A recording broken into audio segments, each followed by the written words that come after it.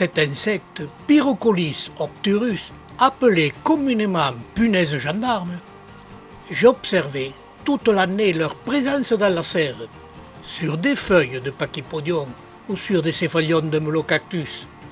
Je notais dans ma serre la présence d'une dizaine de sujets de cette espèce de punaise, insecte craintif avec une très bonne vue et qui se cache dès l'approche d'un appareil photo.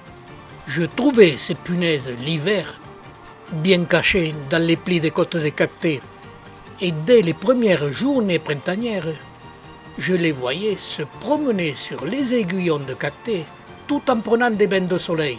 Cette punaise est classée parmi les insectes utiles, car elle se nourrit de détritus végétaux ou de petits insectes, et je les invitais à déguster les quelques cochenilles qui se promenaient dans ma serre. Je ne me faisais pas de soucis, car ces insectes se nourrissaient, comme sur cette image, d'une tige de Ceropegia qui est en train de sécher, cycle normal de cette espèce de Ceropegia des Canaries.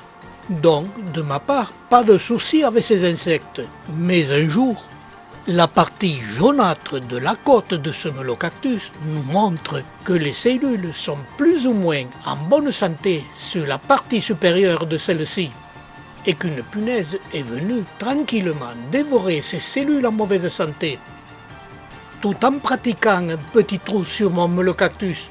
Ce Melocactus, qui est greffé et qui a un céphalium, est âgé de plus de 30 ans.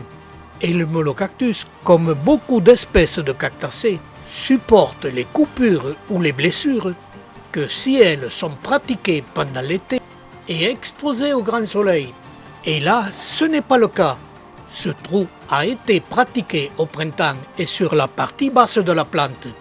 Le résultat ne s'est pas fait attendre et a été catastrophique pour ce Melocactus. Au contact de l'humidité, les cellules du Melocactus ont commencé à pourrir.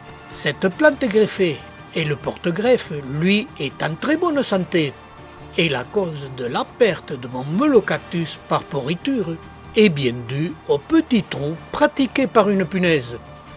Et actuellement, quand je les vois s'accoupler dans la serre pour perpétuer l'espèce, ma réaction n'est pas des plus tendres.